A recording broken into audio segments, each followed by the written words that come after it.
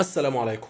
ازيكم؟ بص، انا بحاول حاليا بقدر الامكان ان يبقى في تصوير، يبقى في اي حاجه عدله، وبحاول ان انا اشوف كادر كويس في الاوضه، بس اعتقد ان الكادر ده يعني لحد ما في التمام. ما علينا. بص يا مان، دايما بسمع ان احسن افكار بتيجي للبني ادم وهو رايح ينام، وهو بيتمشى، وهو بياخد دش، لكن انا دايما كان كنز افكاري بيجي وانا بروح في النوم. انا جالي ان انا اعمل فكره القناه الجديده دي.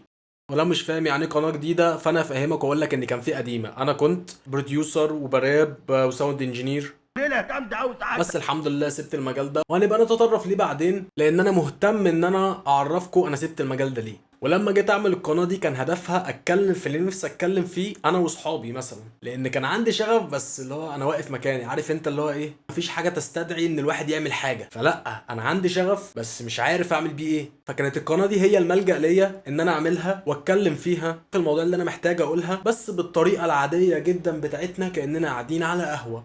ومن هنا جه فكره ان انا اسميها على القهوه. وزي ما انت شايف التشانل ما بقتش متوقفه على البودكاست بس، لا بقى في برامج تانية، وده مخلي عندي فكره اللي هو ليه ما نسميش البرامج اللي جوه التشانل كل واحد باسم. يعني مثلا البرنامج ده يبقى اسمه قهوه ساده، نعمل حاجه تانية تبقى لذيذه شويه نسميها شاي خمسينه، نعمل حاجه تبقى جامده قوي لذيذه قوي نسميها زبادي خلاط. والاهم من كل ده ان الموضوع يبقى فيه افاده، انا مش جاي اضحك وخلاص. هيبقى فيه ضحك وهزار وكل حاجه، بس لازم تستفيد، لازم يبقى فيه حاجه في الاخر انت طالع من الفيديو انت مستفيد فيها. انت هتسمع بودكاست للاخر انت تبقى مستفيد، انت طالع من الفيديو تبقى مستفيد من كل الكلام اللي اتقال فيه. انا اسف ان المقدمه دي طويله شويه، بس انا بحاول ان انا افهمك الدنيا هتمشي ازاي وبتمشي ازاي حاليا، بس بعد كده باذن الله الدنيا هتبقى لذيذه جدا يعني. فزي ما قلت لك، احنا فكرتنا كلها ان احنا نفيد الناس وفي نفس الوقت نشغل وقت فراغنا، لان وقت فراغنا هو ازمه كبيره قوي في حياتنا كلنا. فكفايه قوي كلام، يلا بينا نخش في المهم.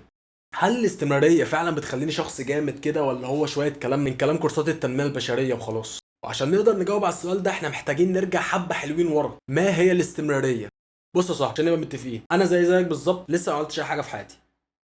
لا ثانية، ايه الحزن ده؟ بص، انا بقول لك كده عشان تفهم ان مش جاي استعرض عضلاتي عليك. انت ممكن يكون حالك احسن مني، ولو مش احسن مني اتمنى لك ان انت تبقى احسن مني، لكن انا جاي اكلمك عن حاجة شايفها فعلا مفيدة، شايفها ساعات بتنجد من التعاسة اللي بنقع فيها، بتبعدك عن كل القرف اللي ممكن تعدي بيه في يومك ده لو انت بتحب الحاجة اللي انت بتعملها. وكلامي مبني عن تجربة، واي فيديو او اي بودكاست هتسمعه على الشانل ديت هو مبني عن تجربة.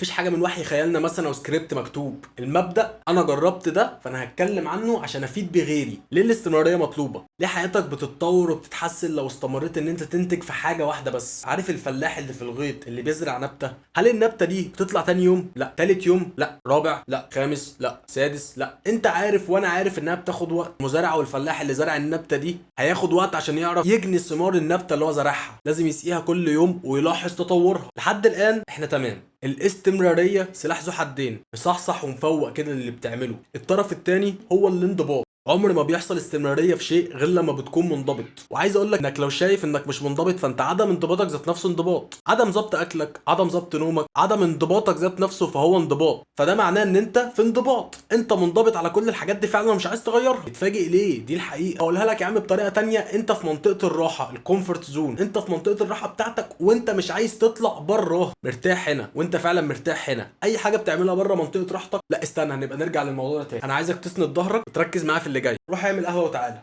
تعال نقول انك هتبدا صلاه بعد انقطاع فتره كبيره قوي، بقالك فتره كبيره قوي قوي ما بتصليش، ولسوء حظك انت مش فاكر من القران حاجات كتير من اللي انت كنت حافظها قبل كده، ناسي معظمه، ملقلق في كام ايه، فبتتم الصلاه بالموعظتين والفاتحه وشكرا على كده. فمع مرور الوقت هتلاقي نفسك بتقول ايه ده، ما انا مش هفضل اصلي بالصورتين دول بس. بتبدا تجر دماغك اللي هو انا عايز امسك بس كتاب ربنا وكل حاجه ايه هفتكرها والدنيا هتمشي. او هتبدا تحفظ تاني، وصوره هتجر صوره هتجر صوره هتجر صوره. تيجي تاني خطوه بعد رجوعك للصلاه انك بتلاقي نفسك بتمسك كتاب ربنا تاني وبتبدا تقرا فيه. اول فتره اما بترجع تقرا مش بتبقى مركز، مش قادر تتفهم قوي، بتقرا بسرعه او مش قادر تتحكم في ده. ولكن لو استمريت بعد فترة لا بتلاقي نفسك بقيت بتقرأ بتمعن وإدراك، بتكتشف حاجات في الآيات، بقيت فاهم جدا المواعظ اللي ربنا سايبها لك في الآيات دي. لو وقفنا ثانية بقى هنا وخرجنا بره الكادر اللي فيه المشهد دوت، لو انت خلاص رجعت تصلي تاني وبدأت تقرأ قرآن، لو طلعنا بقى بره المشهد ده تدرك ان منطقة الراحة بتاعتك وسعت شوية، بقى في حاجات اكتر جواها زي الصلاة زي القرآن. لو ركزت اكتر هتلاقي ان ده بيحصل بانضباط. الصلاة خلتك تظبط اوقات نومك عشان ما تفوتش صلاة، فانت بتنام بدري بتصحى بدري.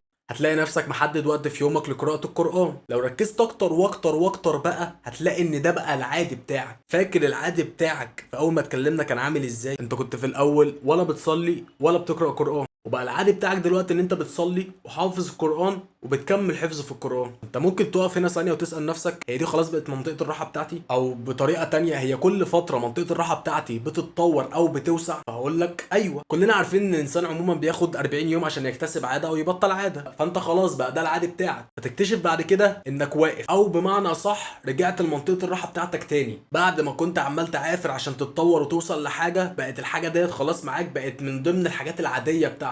فبتبدأ ان انت تدور على حاجة تانية. زي ما اول ما رجعت انك تصلي انت كنت بتعافر ان الصلاة تبقى حاجة اساسية وعادية جدا في يومك وفي منطقة راحتك، فبقت من منطقة راحتك، فبقت بتعافر ان القرآن يبقى من منطقة راحتك. عشان كده لما بتصلي اكتر تقول لا انا عايز اقترب بالنوافل، فتبدا تصلي سنه كل صلاه. فلا انا حفظت بس عايز اعرف اكتر، فتبدا تحفظ اكتر. لو تلاحظ احنا عندنا كام مرحله تطور واحنا ماشيين في سكه واحده بس، وهي الصلاه. انت دلوقتي بقيت بتحفظ، دلوقتي بقيت بتصلي فروضك بالسنه، مظبط نومك، بتقرا قرانك. ونرجع لنقطه انك لو بتحب الحاجه اللي انت بتعملها هتنجدك من تعاسه ومواقف كتير ممكن تحصل في يومك مش لطيفه. واظن مفيش احسن من الصلاه والتقرب الى ربنا مثال عن اللي بنقوله، انك تعمل الحاجه بحب نابع من روحك سابق اي شغف. ده شيء كفيل يخليك انك تكمل. يعني مثلا دايما بيحصل انتكاسات، دايما هتلاقي نفسك فتره بتصلي بدون تركيز، بتصلي لمجرد الصلاه. هتبقى مشاكل الحياه طاغيه عليك، الشيطان واخدك يمين في شمال يمين في شمال، الدنيا واخدك يمين في شمال يمين في شمال، محدش سايبك في حالك. للاسف احنا كلنا كده، بس لو ركزت هتلاقي نفسك انك ما قطعتش صلاه.